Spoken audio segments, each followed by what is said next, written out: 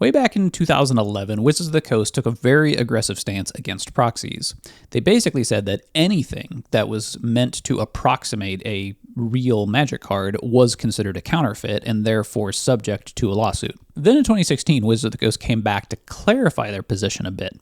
And this is where we get most of the way we think that Wizards of the Coast thinks about proxies today, which is they decided to distinguish between a counterfeit and a playtest card. Wizards of the Coast has no desire to police playtest cards made for personal, non-commercial use, even if that usage takes place in a store. Playtest cards permissible in unsanctioned play are ones that aren't trying to be reproductions of real Magic cards. They don't have official art, and they wouldn't pass even as the real thing under the most cursory glance. And when asked directly whether someone hand-drawing a proxy mox opal on a swamp and selling it would cross the line, Chase confirmed yes, because that's commercial use, which Wizards of the Coast does not condone. So officially, Wizards of the Coast's stance then is that proxies or playtest cards are fine as long as there isn't somebody trying to sell them, because I think in their mind that's when you cross the line into counterfeiting. Most of us know as players that there are tons of companies out there now that are offering proxy cards that are in some cases literally a Magic card. It has all of the copyrighted materials on it, including the mana symbols, the art, and the text box, and you can buy these for pennies on the dollar. And so this got me thinking about whether or not Wizards of the Coast has an incentive to police proxies anymore, and whether or not they have decided to kind of embrace proxy culture as part of the game. But there's probably a line here in which they might care. So let's talk about what that line might be. Let's contrast this whole situation with another gaming company that's very litigious against proxies of their game pieces. That's Games Workshop. And then let's talk about how there might be an alternative model here that seems to be kind of emerging as part of this whole proxy debate. Let's get into it. Distraction makers. So in our previous video about proxies here, we basically covered why players may or may not want to use proxies in their playgroups. We only touched on why a company might want to embrace proxies, but today I really wanted to focus in on that company side of things. So I'll just summarize the previous video. It'll be linked in the description if you want to watch that whole video. But basically the argument is that one of the ways that you create friction against players playing only the best game pieces, which we refer to as the queen problem, why would you choose anything besides queens, is that if the game pieces cost varying amounts of money, they're sort of subject to market forces, then you create this sort of dynamic between supply and demand where if there's constricted supply on a card or a whole lot of demand for a card, its price will go up. You have a certain amount of resistance to just putting all of the best cards in your deck because it would take you a while to build up your collection of cards so that you could actually play those game pieces. And if instead you decide to proxy those game pieces, you're eliminating that resistance. There's other ways that that resistance can be eliminated. This is famously that the most powerful card in Magic the Gathering is the credit card, in that a player who can just spend more money on the game is therefore advantaged. And I think that's probably the best case for when proxies should be allowed to be used in a group, is if you have one player in that group or more that spend a lot more money on the game than other members of the group, that those other members of the group should probably just be allowed to proxy so that everybody can kind of be at the same power level, generally speaking. When we look at proxies through those dynamics, right, we see that proxies have a force on the secondary market, right? It's that if every player was to proxy Magic cards, the supply of cards on the secondary market would increase. Wizards of the Coast may or may not care all that much about the secondary market because when they sell sealed product, that's basically where their revenue comes from, right? They sell sealed product to distributors or sometimes directly to customers through stuff like Secret Lair. But generally speaking, they sell sealed product to distributors who then sell that sealed product to game stores. And the secondary market sales, Wizards of the Coast doesn't directly benefit from. They do, however, benefit indirectly from the secondary market. And we see this through stuff like reprint equity. They can utilize the value of cards on the secondary market to help drive hype for a new set that's coming out. Card, for instance, like Mana Crypt being expensive on the secondary market, if they reprint that in a new set, then that set will become more valuable because that's the sort of gateway to get more supply into the ecosystem. But I think if we took proxying to the extreme, that would be the risk, right? Is that, okay, well, we're going to completely collapse the secondary market, or a new product is going to be released and players are just proxying the cards instead of buying any of the sealed product. And I think at that point, Wizards of the Coast would probably have a decent incentive to crack down on proxies. We're going to come back to that in a minute, but let's first explore why another company, Games Workshop, would want to litigate against proxies aggressively. They have sort of developed a reputation for being very aggressive against 3D printing. In 2024 alone, Games Workshop pursued over 160 global sellers for trademark and IP violations. They were freezing accounts and seizing assets, hitting both blatant recasts and legitimate small studios producing original sculpts in the same sweep. So this is something that's drawn a bit of criticism from Warhammer players, is that when Games Workshop goes after people who are providing 3D printed files, oftentimes they won't distinguish between creators who are just strictly copying Games Workshop models or producing kind of equivalents that have custom sculpts or custom models that you can print off to customize your Warhammer models with, things like custom swords or helmets or things like that. Way back in 2013, Games Workshop kind of got caught up in this case. The judges themselves basically said that Games Workshop was sort of overreaching what qualified as Games Workshop IP to try and trademark things that are basically sci-fi tropes rather than original Games Workshop ideas. Things like big shoulder pads and power armor were sort of like, well, you can't really trademark those things exactly because you're not the only sci-fi universe that uses power armor or big shoulder pads, right? And Games Workshop has always kind of had a antagonistic relationship with their secondary market. I know that my local game store actually got their license revoked from Games Workshop because they were attempting to sell Games Workshop product through eBay. And if you're sort of found out by doing this, they'll make it so that you are not able to order Games Workshop product anymore because they're aggressively trying to make sure that these products don't end up online and undercutting the MSRP prices. I don't know if they're still this strict about this stuff today, but it was a big deal back in 2014 or so. But I think Games Workshop has a bit different perspective here, right? Because the secondary market and the primary market of Warhammer, buying miniatures in a box and assembling them yourself versus buying them online used, let's say, or even purchasing 3D models that you can print exact replicas of those 3D models, is like directly in competition with a player purchasing game pieces for Warhammer, right? If you're instead printing them, you're taking money out of Games Workshop's pocket.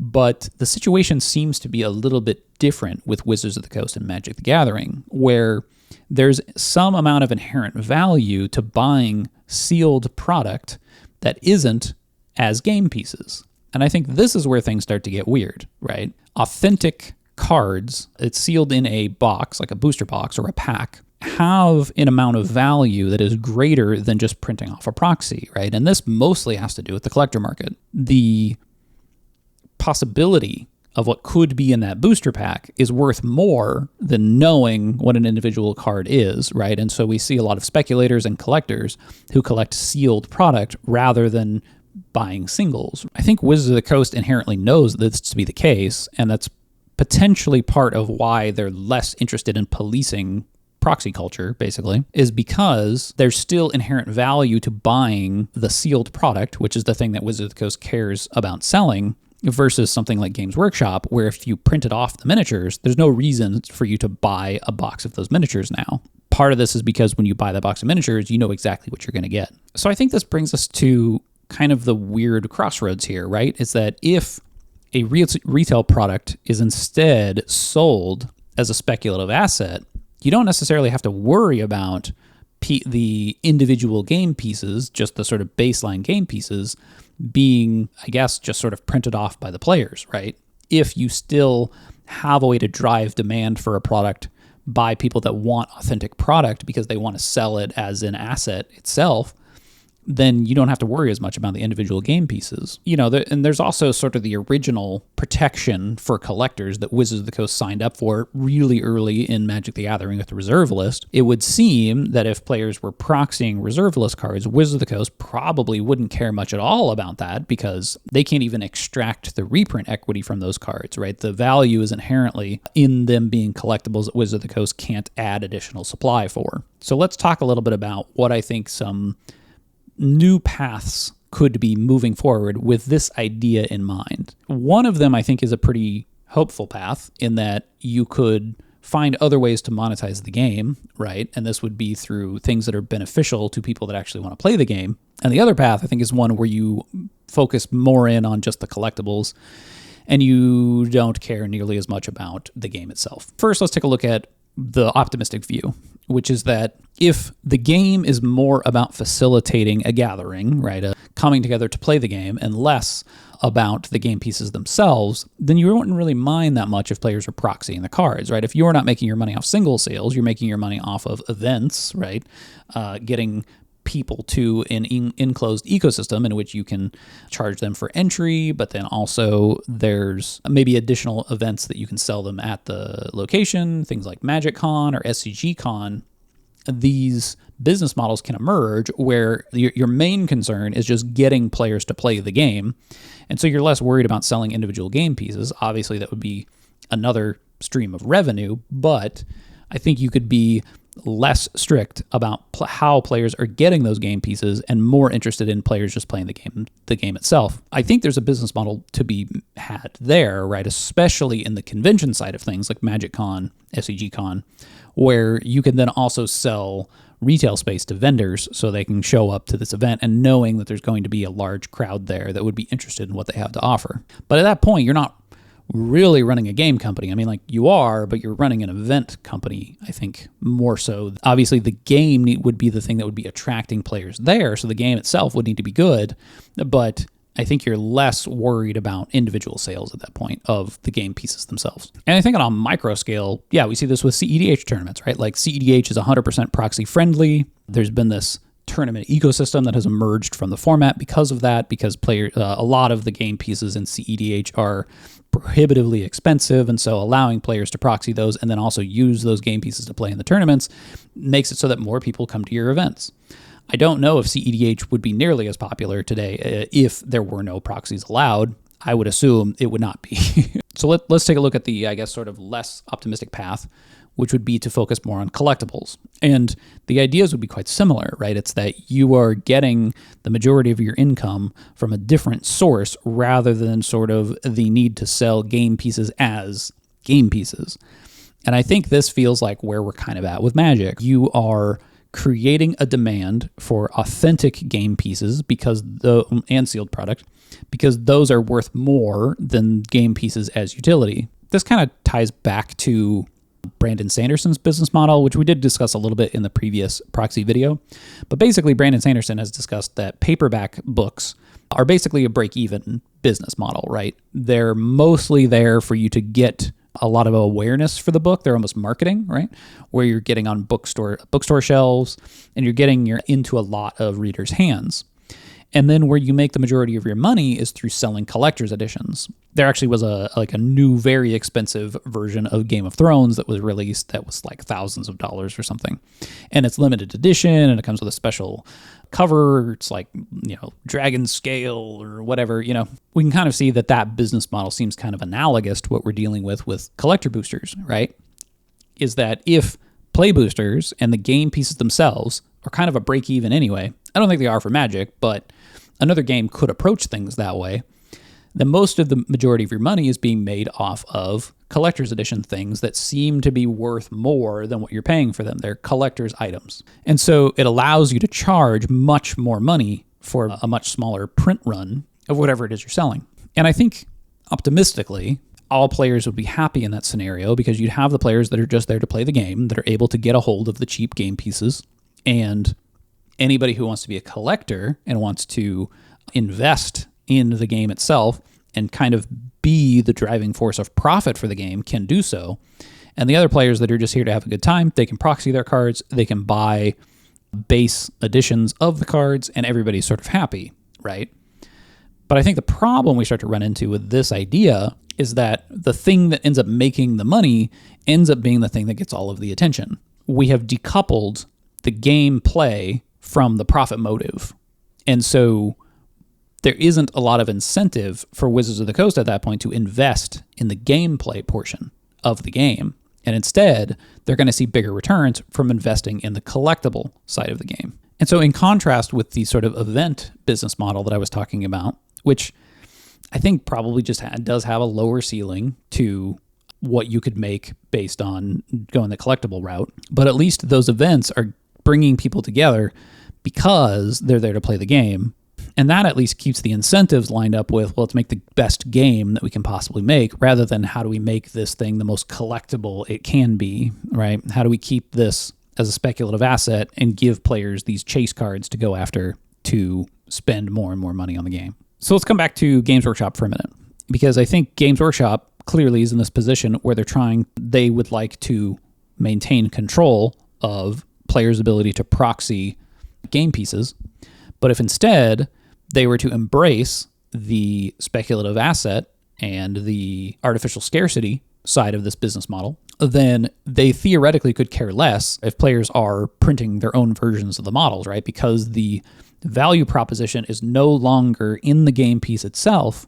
It's in the sealed box, right? It's in what could be inside that box and how much the thing inside that box is worth, and that thing must be authentic for that to hold its value. I don't know if this looks more like Warhammer, potentially starts to look more like Magic the Gathering, where they're doing blind boxes or special timed release models, things like that become harder to get to and therefore more collectible. Or if there's room here for Magic to end up moving back towards Warhammer, but then I think if they were to do that, they would start to become more litigious against proxies again. So I think that's kind of where we're at, right? We're in this position where currently I don't think Wizards of the Coast cares all that much if individual players are making their own proxies. In fact, it doesn't seem like they even care all that much about whether like these companies that are printing large amounts of proxies to sell to players themselves.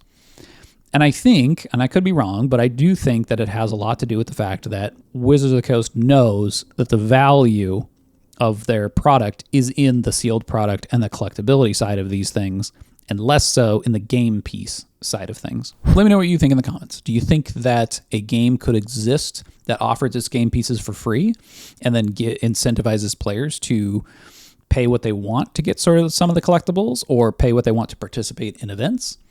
I think it's a really intriguing idea, honestly.